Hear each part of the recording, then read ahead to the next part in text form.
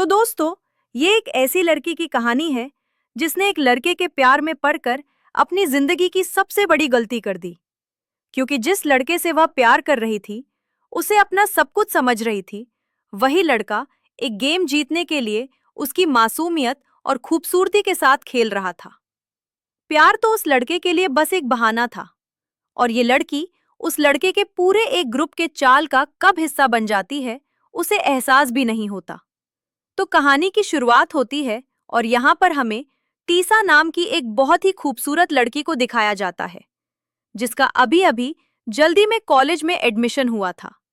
यहाँ पर वो अपनी मॉम और अपने बॉयफ्रेंड नोवा की मदद से आई थी।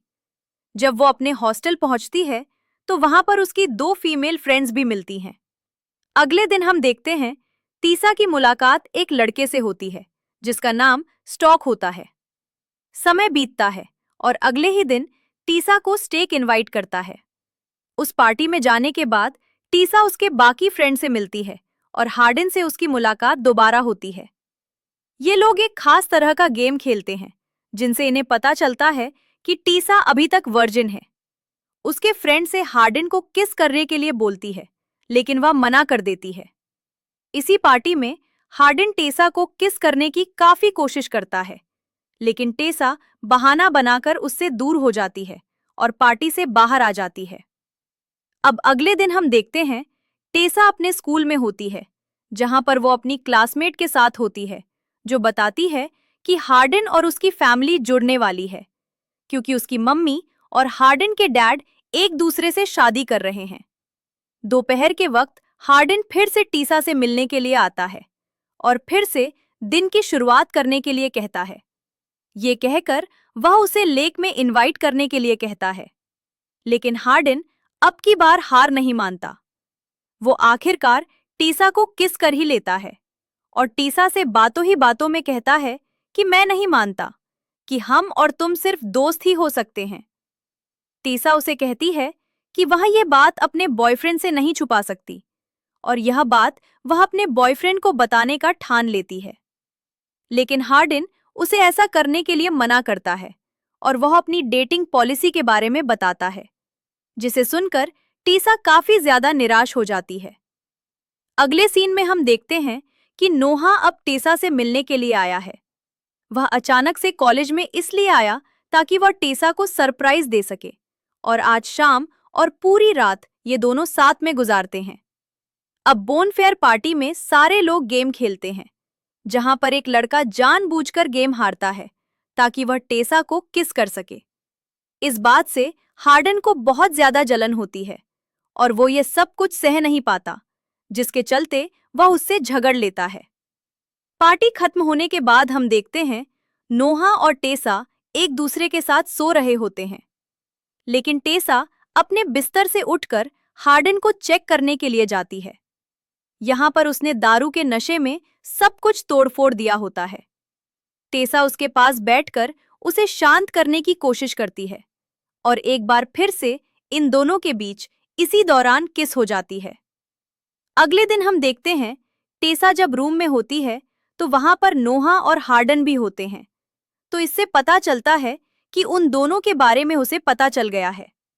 नोहा टेसा से अपना सब कुछ खत्म करके वहां से चला जाता है।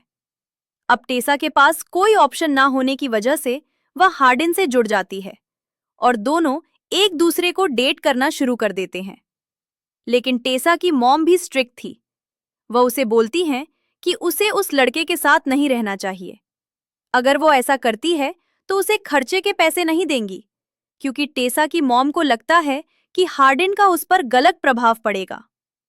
अगले सीन में हम देखते हैं हार्डन अपने और टेसा के लिए एक प्राइवेट घर ढूंढता है ताकि वह दोनों एक दूसरे के साथ ही रह सकें, और हार्डन टेसा को अपने साथ लेकर अपने डैड के रिसेप्शन पर जाता है। यहाँ पर हार्डन टेसा को बताता है कि उसके डैड बहुत ज्यादा शराब पीते हैं और एक ऐसा भी वक्त था जब उसकी मॉम को कुछ लोगों ने असॉल्ट किया था। यहाँ पर वो काफी ज्यादा भावुक हो जाता है। टेसा उसे अपना प्यार दिखाकर शांत करती है और उसका काफी ज्यादा साथ देती है, जिसके बाद ये दोनों शाम को घर लौट आते हैं और आज वाली रात ऐसी होती है कि टेसा आज की रात अपनी वर्जिनिटी लूज कर देती है। बाद में दिखाया जाता है कि टेसा को मॉली के मैसेज से दिक्कत होने लगती है जो उसने हार्डिन को भेजे होते हैं।